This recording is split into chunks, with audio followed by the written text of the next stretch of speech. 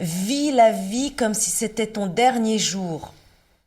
Bah, si ton dernier jour, c'est un dimanche devant une série que t'as bingé pendant 8 heures, il n'y a pas de souci alors.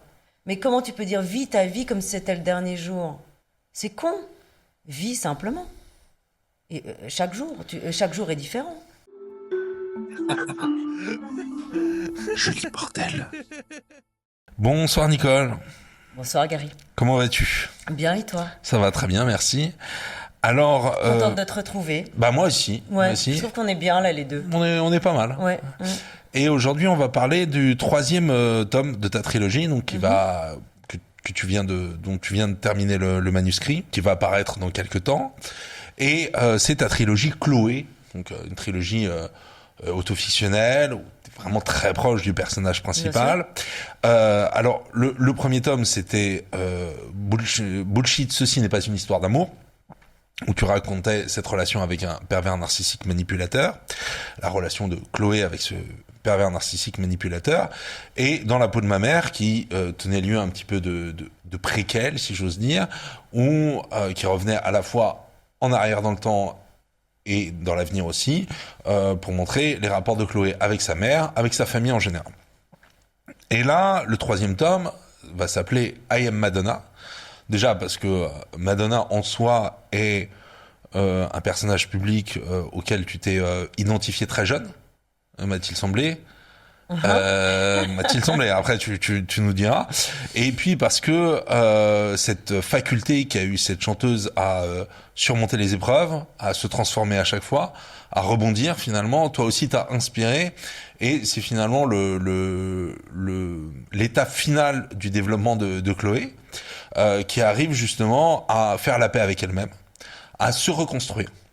Et on va voir les différentes comment elle y arrive. Mais d'abord, raconte-nous un petit peu ton lien avec Madonna et le lien de Chloé avec Madonna. Non, alors mon lien avec Madonna, non, il y a, comme toute personne qui a grandi dans les années 80, il y a forcément un lien avec Madonna. Ouais. Il n'y a pas une personne qui n'a pas été adolescent à cette époque-là, qui n'a pas, je veux dire, une émotion pour Madonna avec Like a Virgin, avec tout ce qu'elle a fait, tout ce qu'elle nous a finalement apporté à une époque où on créait énormément et on venait vraiment avec un vent neuf, quoi, avec quelque chose de neuf et cette liberté, en fait, cette liberté d'être.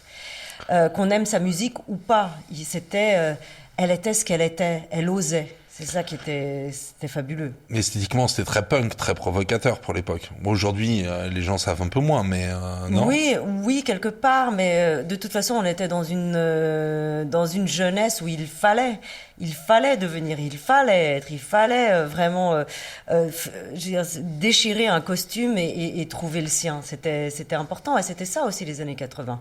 Cette douce folie, il y avait quelque chose de doux et de folie à la fois, vraiment qui se rapprochaient l'un et l'autre. C'est un mot qu'on n'utilise plus, c'était chouette, c'était vraiment chouette, malgré tout, malgré justement, effectivement, le sida qui a assombri un peu ce décor. Mais Madonna, durant en tout cas 4 décennies, elle a fait partie de tout ça. Et ce qui est arrivé, en fait, le I Am Madonna est devenu une évidence, de la même manière que Bullshit, ceci n'est pas une histoire d'amour. Lorsque j'ai été voir une corrida, mon scénario était devenu une évidence par rapport au rythme de la perversion qu'on retrouve dans ce couple pervers narcissique manipulateur, en tout cas chez le pervers narcissique manipulateur, cette danse entre le matador et le taureau. Mais j'ai découvert la même chose quand j'ai été voir Madonna en concert, récemment à Lisbonne, et face à moi, j'ai toute ma vie qui est passée devant moi. C'est-à-dire que tout d'un coup, ah bah oui, aujourd'hui, à 50 ans, c'est pas les 50 ans qui m'intéressent. C'est vraiment les 40 décennies derrière moi où elle a toujours fait partie de moi, cette femme. Toujours. Elle a toujours été dans les parages. On a toujours, tout d'un coup, le dernier album de Madonna est sorti, on était dedans. Moi, à 11 ans, bon, j'étais un peu déglinguée, je me suis déguisée même pas déguisée, j'étais elle. On se déguise, moi je me déguise pas, j'étais elle. J'avais mis de la dentelle, des gants en dentelle, la petite mini-jupe, les petites chaussettes en dentelle avec des petits hauts talons, maquillée comme elle, avec le petit ruban dans les cheveux, les grosses boucles d'oreilles et des gros bracelets que je piquais à ma mère et je traînais avec une poussette où dedans il y avait un bébé où je lui avais coupé les cheveux, teint pas un bébé poupée s'il vous plaît, teint les cheveux en bleu, maquillé comme une grosse pute et je traînais dans les rues comme ça. Il faut pas me poser la question, évidemment un psychologue va tout de suite vous dire elle a un sacré problème cette fille, mais moi je trouvais simplement le fait d'être cette personne-là dans sa liberté, c'est quelque chose que au fond de moi-même je pense avoir été toujours à la quête de ça. Et c'est pour ça que ma vie a été ce qu'elle est et que ce dernier volet de I Am Madonna, enfin Chloé enlève tous ses voiles et est excessivement libre. Et en fait, la liberté, ça vient pas, c'est pas aussi facile que ça. C'est un travail d'une vie, quoi. Justement, c'est ce qui m'a, on en a beaucoup parlé, et puis toi, tu me disais que c'était important de terminer vraiment cette trilogie, et surtout de repartir du moment où ça s'était arrêté dans la peau de ma mère, avec le décès de ton père, un personnage que finalement qui s'est dévoilé à toi vraiment sur ces derniers mois d'existence, Ouais. Est-ce qu'il t'a montré justement cette possibilité d'une reconstruction, de pouvoir finalement recréer ta propre famille? Non, alors c'était plus, en fait, d'abord c'était un cadeau énorme que ma mère a fait de partir 2 ans avant que mon père la rejoigne. Elle m'a fait un cadeau inestimable, c'est-à-dire qu'enfin, je pouvais entamer cette relation avec lui. On était en plus de ça durant Covid et j'ai eu cette chance d'être enfermée avec lui. Il a vraiment une chance d'être enfermé, c'est quand même contradictoire, mais pour une fois, oui.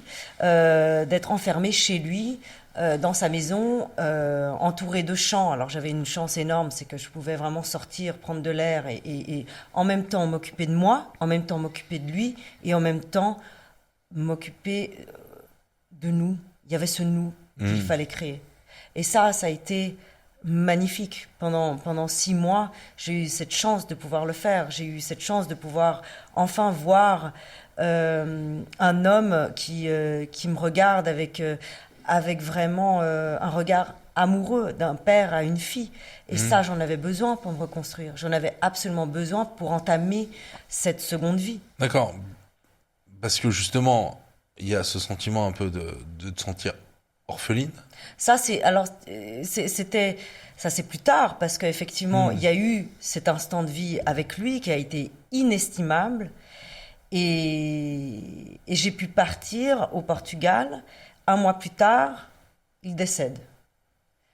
Donc quelque part, c'était évidemment un coup près et en même temps me dire quelle chance j'ai eue, quelle chance c'est bien fait. En fait, autant la mort de ma mère a été bien écrite, et autant celle de mon père aussi. Ah oui. Il a attendu que je parte pour finalement aller faire une opération, où je pense que là, durant l'opération, il a pris la fuite et il a décidé de partir.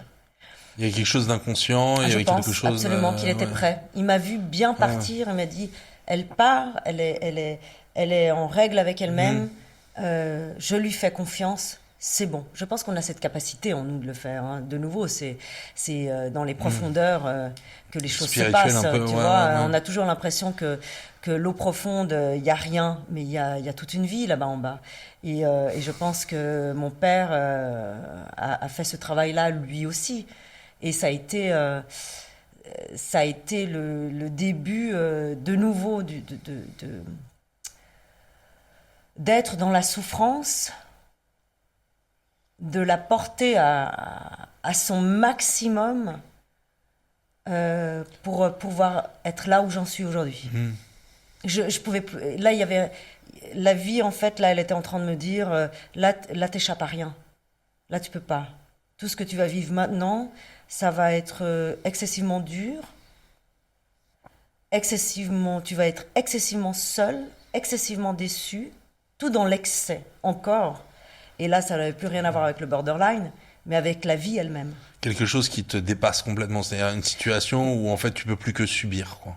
Non, parce que je la subis pas, puisque je dois aller la vivre intensément. Je ne lâche rien. D'accord. Mon père est mort, je dois prendre l'avion, je dois aller en Suisse, aller dans cette maison d'enfance que j'allais clore, fermer définitivement, ne plus jamais la revoir. Donc être seule dans cette grande maison, voir mon frère, voir ce qu'il en était avec lui, avec sa femme et son fils, organiser, évidemment, tu as toute une organisation, ça c'est... pour toute mort, il y a d'abord une organisation avant de pleurer, donc l'organisation des funérailles et tout ça, mais c'était aussi de nouveau cet entourage qui me montrait ce que j'avais construit. J'ai dit, mais qu'est-ce que j'ai construit? J'ai personne autour de moi, en fait. Il y a des gens, ils ne sont pas là. Il faut faire avec leur absence. Comme tu as fait le deuil de tes parents, si j'ose dire, je pense qu'il est fait, ce deuil-là. Enfin, ça va être la question du livre. Il y a aussi l'acceptation du fait qu'il y a pas mal de gens de ta famille, y compris ton frère, ta belle-sœur, etc., qui sont juste pas là, quoi. Il faut faire avec le fait que ces gens-là ne sont pas là. Tu fais avec, mais surtout tu prends la bonne décision. De ne plus compter sur eux. De même pas plus compter sur eux. De simplement, ils ne font plus partie de ta vie. Mais tout ça, de nouveau, c'est des étapes. Donc ce père meurt et il fallait être là, à cet endroit où j'ai grandi et être seul dans cette maison avec encore le frigo rempli de ce que mon père avait acheté il y a quelques jours. Et sans personne qui vous appelle, personne qui vous dit est-ce que tu veux que je sois là? Est-ce que tu veux que je vienne passer la nuit avec toi? Est-ce qu'on mange ensemble? Quand est-ce que je peux venir te voir? Personne. Quelqu'un qui prend un train et qui passe devant la maison plein de fois, me dit oui, je passe plein de fois devant chez toi. Je dis ben alors tu peux pas t'arrêter? Ah, je peux pas venir chez toi parce que tu sais, j'ai pas la voiture de ma mère. Ah, c'est vrai, parce qu'un train et marcher 10 minutes, c'est très compliqué aussi.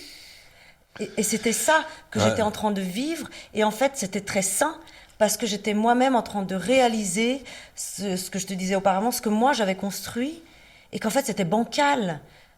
Ma vie était bancale, mes relations étaient bancales. Je dis, mais qu'est-ce que c'est que ces gens-là, en fait? Qu'est-ce que c'est que ces gens-là? Je ne les déteste pas non plus, mais je dis, mais à quoi ils me servent à ce moment-là précis de ma vie où je n'ai plus de famille? C'est un sentiment extrêmement bizarre de ne plus avoir de parents. Et par la suite, j'ai fait ce grand chemin pour réaliser qu'il n'y a plus de famille non plus. Parce qu'en retournant au Brésil, j'ai bien vu que c'était... Voilà, la famille, c'est un peu... C'est ce que t'en fais ou pas, ou ce que t'as envie de créer ou pas, mais c'est pas... On t'impose, c'est la famille. Non, c'est comme les amis, on dit tout le temps, tu choisis ta famille. Non, c'est pas vrai, c'est pas vrai, c'est pas vrai. Il y a un moment donné, il y a un constat dans la vie. Quand il t'arrive des choses, regarde bien qui tu as autour de toi. Et ça, c'est important. Et à nouveau, il y avait cette énorme solitude où là, je me dis, waouh, là en fait, tu vas porter vraiment ta vie comme tu l'as toujours fait. Cette fois, vraiment, vraiment seule. C'est complètement différent de la porter seule en ayant toujours quand même, tu vois, quelques personnes autour. C'est deux étapes différentes. Et à la mort de mon père, je passais à cette étape-là. Et à nouveau, comme j'ai parlé dans les épisodes précédents, il y a les étapes. Et ces étapes, elles sont importantes. Et c'est de nouveau du tri. C'est du tri dans ton entourage. C'est savoir dire non. Non, en fait, là, ça ne me convient pas. Le non m'a permis enfin d'être libre. Le non m'a permis de voir la vérité. Le non m'a permis d'instaurer des limites pour ce corps. Il en avait tellement besoin. Ce qui me frappe quand tu parles de... Enfin, je sais pas, moi je me représente un peu cette maison, les champs, le train qui passe, l'absence et la présence. C'est-à-dire, en fait, ce froid, l'absence de chaleur humaine, et puis la personne qui était là encore. Enfin, je sais pas, t'en parlais un peu dans dans la peau de ma mère, avec la présence de ta mère, t'as l'impression qu'elle était toujours là, même alors qu'elle venait de trépasser, quoi. Et ça, c'est les choses que tu décris bien. Après, c'est vrai que cet épisode qui t'arrive, enfin, ce moment de ta vie, c'est pas n'importe quel épisode, c'est vraiment quelque chose de très marquant. Et ça arrive à un moment où, en fait, t'as déjà commencé à te reconstruire, t'as déjà commencé à te refabriquer un entourage, te refabriquer une famille, ou alors ça a été vraiment un épisode déterminant pour te reconstruire, vraiment. Ça a été complètement un épisode déterminant. Parce qu'en fait, ce qui est arrivé avant que mon père meure, moi je suis arrivée finalement à Setoubal, cet endroit où j'avais trouvé une maison où je pensais finalement que c'était... J'avais créé dans ma tête quelque chose qui était complètement farfelu. Je suis arrivée dans un endroit, mais que j'ai profondément détesté. Ah oui. Profondément détesté. J'étais là toute seule pour cette santé. J'ai fait tout ça pour cette santé. Et arriver dans un endroit où, moi, en tant que Brésilienne, j'arrive au Portugal, on n'a rien, on n'a rien en commun, là, en tout cas, spécifiquement à Setoubal. Et là, je pouvais pas le dire à mon père. Donc, quelque part, j'avais honte. Je voulais pas lui dire. Et le fait qu'il soit parti, c'était aussi me donner la permission de commencer cette vie vraiment selon ce qui serait bien pour moi. Mais il y a eu des moments, je trouve, d'inhumanité, comme enterrer mon père, partir un 14 décembre à l'aéroport et que personne ne me dise « Non, mais tu restes avec nous, en tout cas pour les fêtes de fin d'année. » Je m'en fous, Noël, machin. Ouais. C'est juste un sentiment, une période de l'année où on sait très bien qu'il y a une forme de solitude. Voilà, c'est le rassemblement. Mais que personne ne m'ait demandé. Donc tu reprends ton avion, tu vas à Setoubal où tu connais personne et tu passes tout ce temps avec personne, donc le mot personne il est important, qui t'appelle. Ouais. Dans un endroit où vraiment, voilà, c'est le néant. Et en fait, ces moments-là sont de grâce. Il faut les remercier, ces moments-là. C'est des moments de grâce. C'est des moments de grâce, parce que là, tu te dis, waouh, voilà où j'en suis. Voilà. Ça, c'est ma vie. Ça c'est la vérité. La taille du vide. C'est la taille du vide. Ça, c'est la vérité. Qu'est-ce que je fais avec ça ? Donc, de là, je suis partie en Afrique, 3 mois, et c'était encore pendant le Covid. Et après, je suis revenue et j'ai été m'installer à Lisbonne. Et de là, ça a commencé. Et en même temps, j'ai dit, mais où est-ce que je vais ? Qu'est-ce qui me reste ? Il me restait quand même la famille au Brésil. Donc, j'ai été voir le Brésil. Je me dis, je vais m'installer au Brésil. Et j'ai été au Brésil, effectivement, après 10 ans. Mais je me dis, mais c'est pas possible. Le chaos, mon corps, mon lupus, face au chaos, face à la violence. La violence. Bah oui, on sort de chez soi, on ne sait pas si on revient non plus. C'est très violent, le Brésil. C'est pas tendre, le Brésil. Aujourd'hui, c'est une violence pour ton téléphone. On te prend ta vie pour un téléphone. Donc on rigole pas. On va pas marcher le soir. Tu portes pas de bijoux dans la rue. Ouais, mais c'est plus que ça aujourd'hui. C'est bien plus que ça. De toute façon, la violence, elle est universelle aujourd'hui. Mais dans ces pays-là, ça secoue encore plus. Et en même temps, et je reste chez la meilleure amie de ma mère qui arrête pas de faire des éloges sur ma mère. Et moi, j'ai pas encore du tout fait le travail sur... J'avais déjà entamé le travail, évidemment, sur le pardon de ma mère. Mais quand même, elle parle d'une femme que moi, j'ai jamais connue. Elle me parle d'une femme extraordinaire, tellement gentille, tellement aimante. Et moi, je regarde tout ça et je dis, ah ouais, toi, t'as connu quelqu'un. Moi, j'ai connu une autre personne. Et donc, il y a tout ça qui se mélange dans la tête. Et je me dis, il faut que je parte absolument d'ici. Et donc, j'ai une grosse déception. C'est ce que j'avais en tête de construire. Finalement, ça va être complètement autre chose. Et à nouveau, je rentre au Portugal. Et à nouveau, tu vois, c'est tout le temps ça. Comment ça s'est fait l'appel de Lisbonne, entre guillemets ? Comment tu l'as ressenti ? Parce que c'est une étape importante dans ta vie. C'est-à-dire, chaque point géographique où tu as été, ça correspondait à une étape de vie. Bien sûr. Genève, New York, très important. Israël aussi, quand j'ai été au kibbutz. Paris, bien sûr. Et là, Lisbonne, en fait, par la dureté des gens, pour moi, et je ne suis pas la seule à le dire par rapport à ça, nous oblige à nous mettre face à nous-mêmes. Et en même temps, c'est un endroit, mais idéal pour te guérir. Ah oui ? Ouais. Et il m'a ramené à toutes mes racines confondues. C'est-à-dire que là-bas, tout d'un coup, il y a un vent d'expats qui arrive là-bas, qui vient des États-Unis, qui vient du monde entier. Donc forcément, l'anglais est présent. Il y a mes Brésiliens. Et tout d'un coup, je commence à rencontrer la bonne personne. La personne qui va devenir vraiment une amie. Elle est carioca, comme moi. Elle vient de Rio. Donc tout d'un coup, il y a le son de ma famille. Parce qu'avec qui je parlais brésilien? C'était mon père, c'était ma mère. Ne plus avoir ça dans les parages, alors j'ai plus rien. Il me fallait mes langues, tu vois. Et le français, parce qu'effectivement, il y a beaucoup de Français là-bas. Et j'ai trouvé l'endroit qui me correspond, avec qui j'échange avec des Français super sympas qui ont ouvert un bar sur la plage. Tout d'un coup, tout était en train de se construire. Le puzzle du Portugal qui me semblait complètement inconfortable et malaisant, finalement, devenait quelque chose qui était simplement bon pour moi aujourd'hui. Et c'est ça l'acceptation. C'est ça, je ne suis plus cette personne qui a besoin du bar en bas de chez elle pour se torcher la tronche et puis parler avec le voisin du bar. Je ne suis plus cette personne qui a besoin de prendre des avions et traverser le monde chaque fois. Je suis la personne qui tout d'un coup doit être avec ce corps. Ce corps.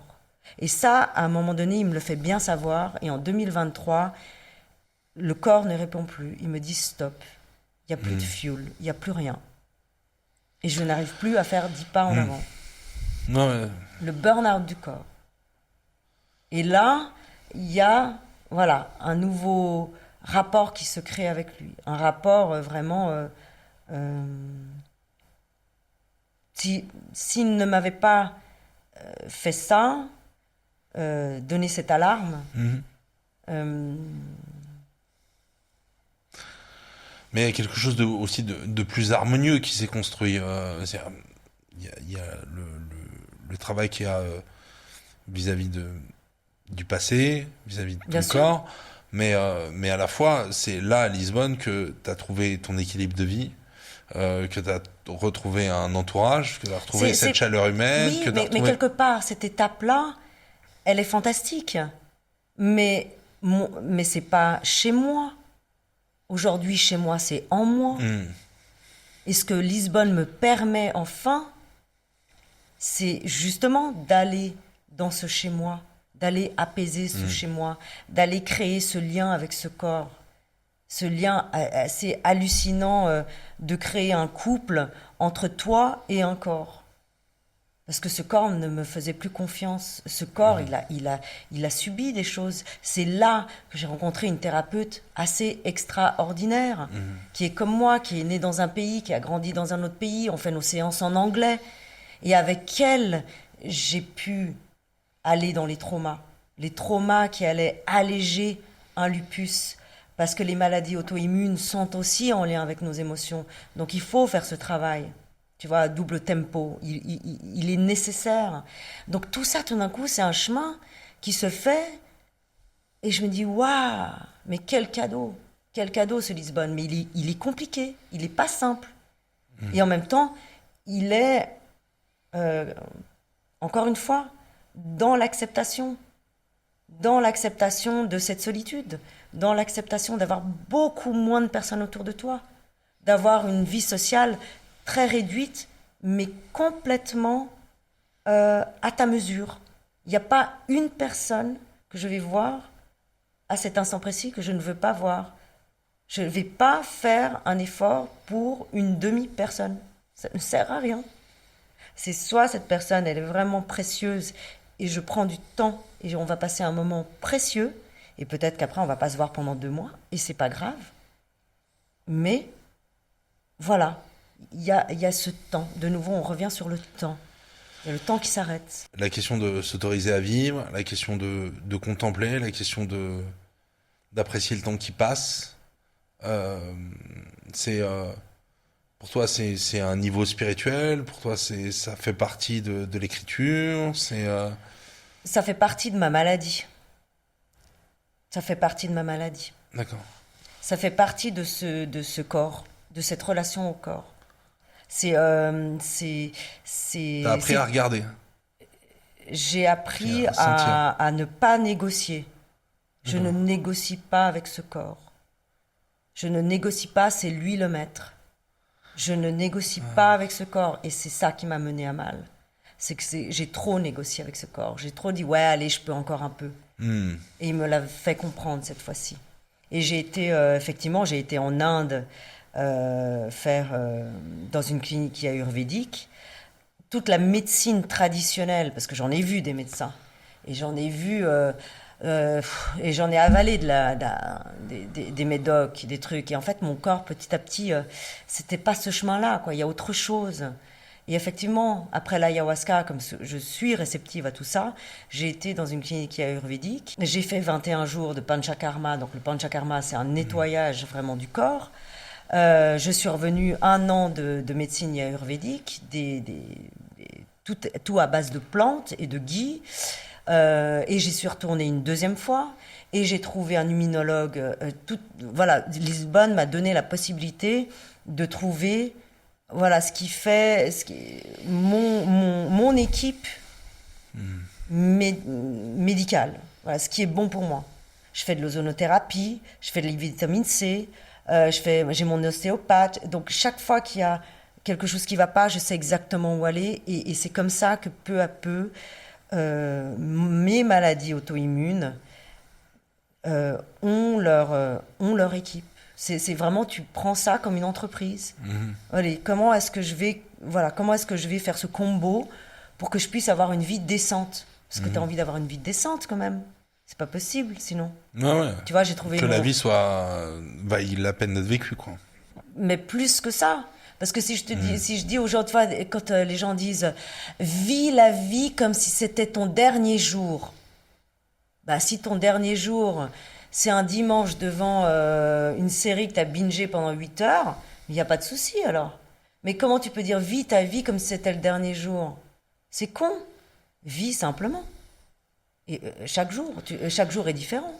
Chaque jour n'a pas besoin d'être un truc, ah ouais, putain, je vais prendre ces journées, mais alors je vais tout faire. Non, parce que tu peux pas. Moi, en tout cas, je peux pas. Donc c'est de nouveau, c'est comment tu vas dans ces maladies. Et c'est le plus beau chemin que je suis en train de faire. C'est mon plus beau chemin. C'est ma plus belle histoire d'amour. C'est l'histoire d'amour que j'ai avec ce corps. Ouais, quelque chose que, je crois que c'est les paroles de Bouddha. Il faut vivre chaque jour comme si c'était le dernier et apprendre comme si on devait vivre toujours. Ouais. Après, il y a aussi cette question, on entend souvent le carpe diem, il y a un culte de l'hédonisme dans notre société, et donc on te dit il faut jouir. Moi, je te vois beaucoup plus apaisé, je te vois, t'es très consciente aujourd'hui de des abus que tu as subi dans ta chair. Et que j'ai même pas subi. Que tu as éprouvé. Que j'ai éprouvé, mais aussi j'en suis responsable. Oui, bien sûr. C'est pas personne m'a ouvert la bouche pour boire 2 litres de vin bien sûr. tous les soirs avec encore un peu de whisky et puis 3 rails de coke et un joint. Ouais. Et tout ça en écrivant un livre jusqu'à 3 heures du matin. Personne m'a obligé. Ouais. Tu vois ce que je veux dire? Donc, de nouveau, je prends la responsabilité. J'aurais voulu éviter quand même un lupus, et aujourd'hui, tout d'un coup, il y a d'autres choses qui se rajoutent avec l'âge. Donc, tu as l'hypothyroïdite, tout d'un coup, tu as des symptômes que tu connais pas, donc tu dois rajouter à ça. Tu arrives dans la préménopause, donc tu dois rajouter une fatigue chronique à une autre fatigue chronique. Bon, bah, tu prends et tu mènes le combat, mais calmement. Et aujourd'hui, c'est ça. Et par exemple, la phase de ne plus boire d'alcool, oui. C'était bon finalement d'arriver à ça. Parce qu'il n'y avait pas un jour sans alcool. Et heureusement, c'est vrai qu'on en parle de plus en plus. Mais tant qu'on est dans le plaisir, tant mieux. Moi, de toute façon, c'était de l'addiction. Donc ça, c'était ma dernière étape. C'était tout d'un coup un monde sans alcool. Un monde sans cigarettes, un monde sans drogue, un monde sans excès, un monde sans... Un monde, pour les autres, c'est sans rien, mais un monde, pour moi, c'est ce monde-là, il a tout pour moi aujourd'hui. Et c'était là où je devais arriver, à cette discipline où je me réveille tôt. Évidemment que si je vais dire le yoga, pour moi, le yoga, c'est ma respiration. C'est ce moment pour moi où je vais pouvoir entamer cette journée avec ce corps. Tout est lié au corps. un dernier thème, c'est celui de l'âge. C'est-à-dire que pour toi, enfin, on en a parlé quelques fois, toi et moi, mais pour toi, il y a une étape avec la cinquantaine. Magnifique. Alors que en général, là aussi, on vend ça comme un drame, quoi. Et c'est Dans la et société, quoi. c'est bien dommage parce que en fait, je suis arrivée là où je voulais être à 50 ans. Hmm. Je me rappelle, je me suis regardée, je dis waouh, malgré tout. Et, et en fait, il faut vieillir aussi bien qu'on peut grandir, quoi. C'est une continuité. Hmm. C'est une continuité.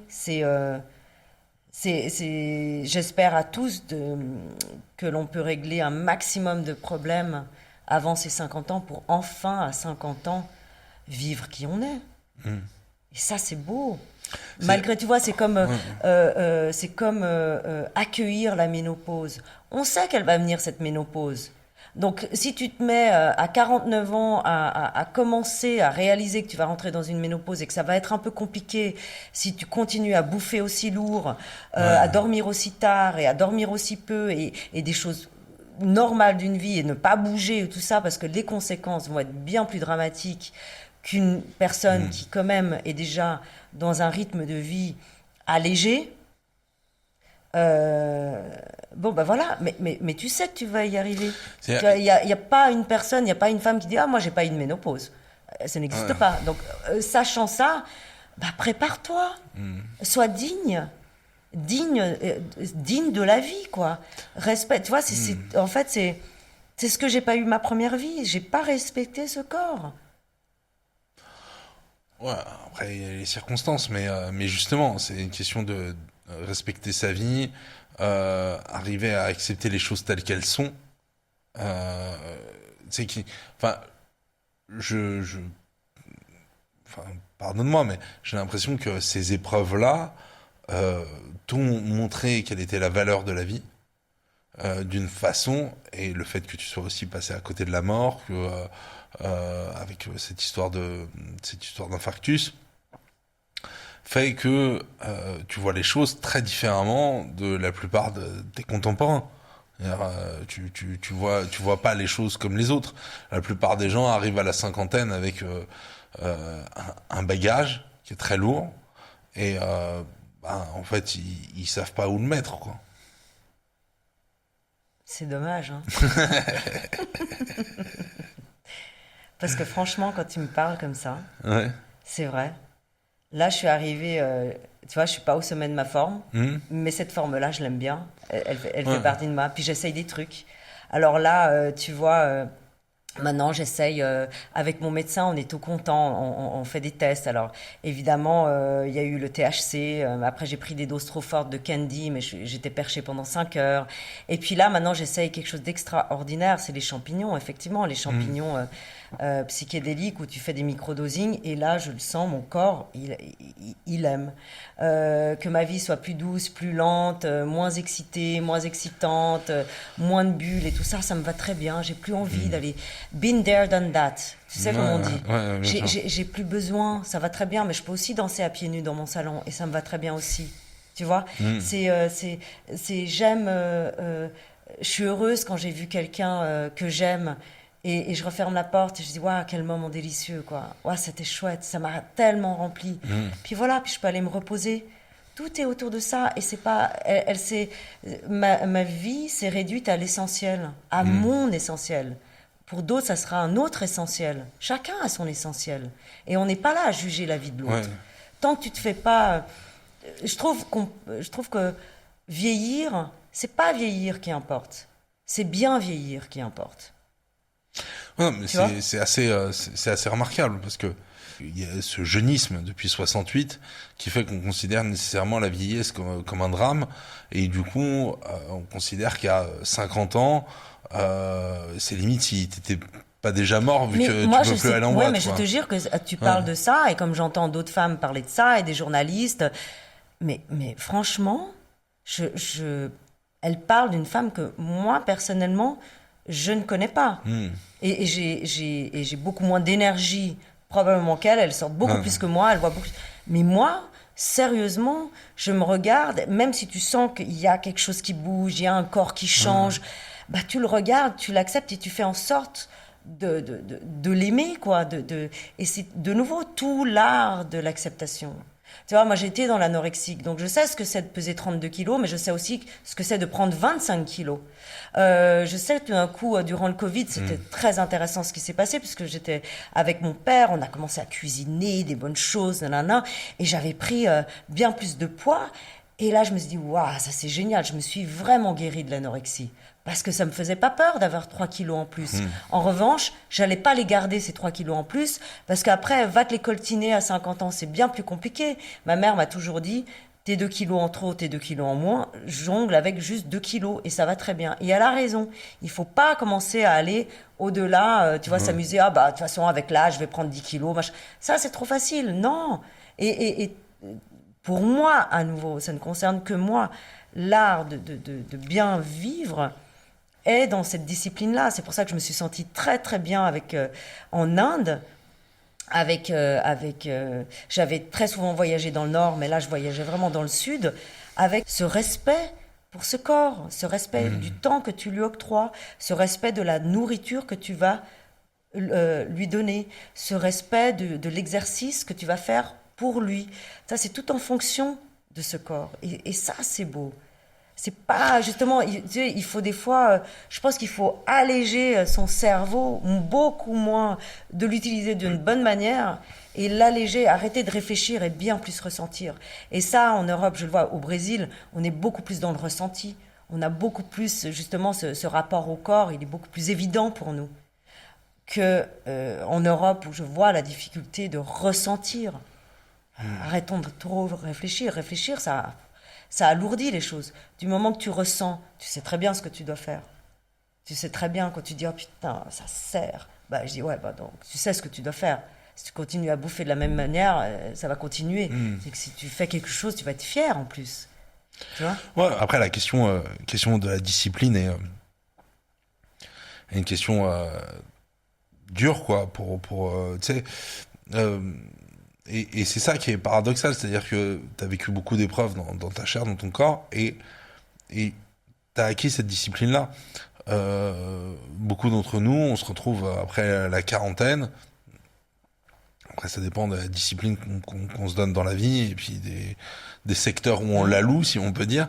Mais beaucoup de gens, tu sais, c'est comme ceux qui prennent un énorme bide à partir de 40 ans, parce que ils ont pris l'habitude depuis des années de boire un litre de bière, et puis bah après 40 ans, ça pardonne plus de boire un litre de bière tous les soirs. Tu vois, Ouais, et est-ce que tu en as vraiment besoin de boire un verre? Tu vois, c'est ça aussi. Ouais, bien sûr. Tu vois, c'est trop. Ça, c'est dans la facilité. Ouais. La discipline te rend libre du moment où tu vas y trouver ton plaisir. Et on peut tous se déshabituer de quelque chose. Et on peut tous s'habituer bien sûr. de quelque chose. Donc, tu vois, on peut tous se déshabituer du sel, malgré le fait qu'on mange très, très salé. Tu vois, donc c'est toute une question de vouloir. C'est vouloir. Vouloir vivre ou pas, quoi. C'est selon toi, c'est toi qui décides, enfin. Tu vois, tu peux pas mettre la faute. C'est trop facile à chaque fois de mettre la faute sur l'autre, de mettre la faute sur l'âge, de mettre la faute. Bien sûr qu'il y a des choses qui changent. Bien sûr, ta peau, elle va changer. Bah oui, c'est comme ça.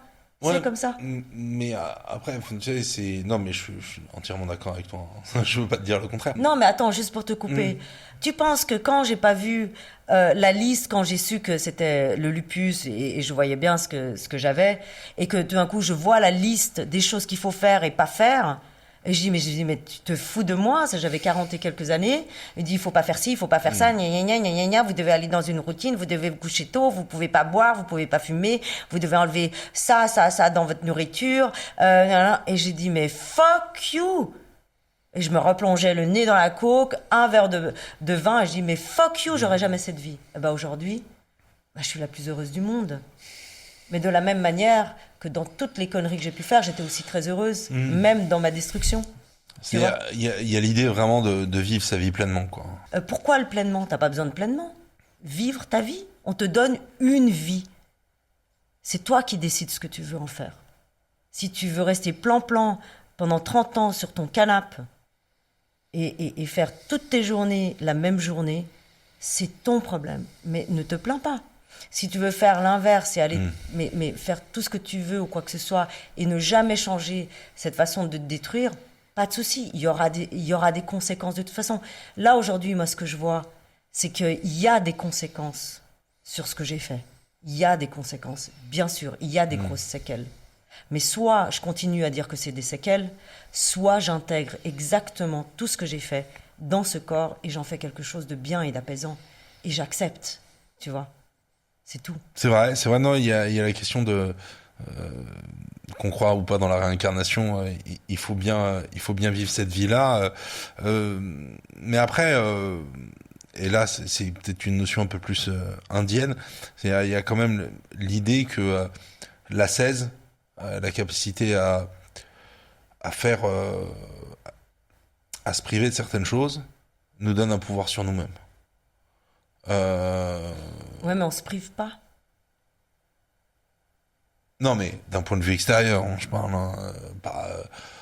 Si après ça t'apparaît comme étant une nécessité, c'est une autre histoire. Mais d'arriver à se dire que la privation est un choix, c'est déjà une discipline. Oui, mais tu vois, ce mot Le mot se privation, priver, c'est déjà réducteur. Tandis que c'est s'élever. Quelque part, le moins t'en mets, le plus tu t'élèves. Ça, oui. Mais ça, c'est un autre discours. C'est de nouveau la puissance du mot. Si tu utilises le mot « je me prive », non, c'est « je change ». Je me libère. Je change quelque chose dans une habitude pour pouvoir être mieux. Ouais, bien sûr. Tu vois ? Il y a pas, si tu fais l'effet placebo, si tu veux toute ta vie mettre un sparadrap sur un trauma, toute ta vie un sparadrap sur une douleur, il n'y a pas de souci. Moi, ce que j'aime, c'est aller dans la douleur, la comprendre, la ressentir et travailler avec. Ça, c'est ma manière de faire. La plupart des gens ne tolèrent pas la douleur. Mais pas mon problème. Non, mais je parle dans cette mesure où tu... Oui, mais c'est là où tu te dis... Il y a un chemin de vie, tu vois. Oui, mais c'est là où tu te dis, de nouveau, c'est très c'est aussi assez culturel, parce que tu vas en Asie, ils réceptionnent les maladies complètement de manière différente qu'ici. Ici, on te donne, ok, t'as mal au vide, alors prends ça. Au lieu de respirer, peut-être, au lieu de voir que ton mal de bide, peut-être, provient d'un stress autre. Ça, c'est deux travails complètement différents. Moi, le travail, et ça, quand effectivement j'ai été dans cette clinique et le médecin a été fantastique, on me ramassait à la petite cuillère, il n'y avait plus rien, ce corps, il n'avait plus rien, il avait tout donné. En fait, il avait tout donné. Et là, petit à petit, ben voilà, tu le remets en route petit à petit, mais avec tellement de délicatesse, avec tellement d'amour. T'as peur qu'il te rejette, bah tu vas de nouveau vers lui, tu lui offres ça, est-ce que toi ça te convient, nanana. Et puis voilà, t'as un rapport tellement d'écoute avec ce qui est bon pour lui. Mais ça, c'est moi, parce que j'ai toujours résolu mes problèmes en allant vraiment écouter la douleur, travailler avec, que ce soit la souffrance mentale ou physique. J'aime avoir le nez dans ma merde, pas me mentir, et je me dis ok, qu'est-ce que je fais avec ça? Ça, c'est moi, mais c'est peut-être pas le cas de tout le monde, et c'est pas bien grave. Tu fais ce que tu peux, tu vois, c'est ce que je veux dire. C'est qu'après on peut pas en faire une généralité, parce que je trouve que chacun c'est même pas à sa capacité ou pas, à sa nécessité de faire ça ou pas. Après moi, ça c'est ma manière de faire. Et j'aime avoir des personnes autour de moi qui ont aussi cette manière de faire. Et chacun a un niveau différent, mais qui aiment aller vraiment se regarder en face et devenir un homme meilleur, chaque fois un peu plus. C'est ça qui est bon, c'est quand tu peux te regarder dans la glace et tu te dis, ouais, là c'est cool. Là, ce que je regarde là, moi ça me plaît. C'est ça qu'on veut, mais dans une vérité pure. Une dernière question, si je peux. Est-ce que est-ce que tu penses que t'as ce parcours d'écrivain, et ce parcours d'écrivain est indissociable de ton parcours personnel, de ce développement personnel, de ce parcours de vie, et est-ce que tu penses que on peut écrire sans avoir ce parcours de vie? Et est-ce que tu penses qu'on peut avoir un parcours de vie sans écrire? Oui, parce que je pense qu'il y a des cerveaux qui ont un imaginaire propre à être écrivain et qui n'ont pas besoin. Moi, je pensais toujours que tu as besoin d'avoir vraiment ramassé la poussière pour pouvoir mettre sur le papier. Ça, c'est une forme, bien sûr. Ça, c'est ce que j'ai. J'ai de la matière, j'ai ma matière. Ça, je suis d'accord. Et il fallait. Et je ne peux pas être sans l'écriture et l'écriture ne peut pas être sans moi. On est les deux liés, quoi. C'est comme j'avais dit dans un épisode précédent où vraiment c'est là où je me sens. Mais tellement vivante, tellement bien dans l'écriture. Et c'est pas seulement le fait que ça peut libérer, tu vois, des émotions ou des souffrances. C'est au-delà de ça, c'est le plaisir, mais c'est jouissif. Et je pense que être artiste, c'est vraiment être dans une jouissance à ce moment-là quand tu crées. Et peu importe si c'est ton histoire ou pas. Donc je pense que c'est pas lié forcément, tu vois. C'est vraiment l'instant de création qui fait de toi un artiste ou pas. D'accord. En tout cas, merci beaucoup. Merci à Gary. toi. Et puis, donc ce livre va sortir d'ici quelques temps. Quelques mois. J'ai hâte de le lire. En tout cas, merci beaucoup. Et vous nous retrouvez bientôt dans d'autres podcasts. Merci en tout cas de nous avoir suivis et bonne soirée. Merci Gary. Merci. Joli bordel.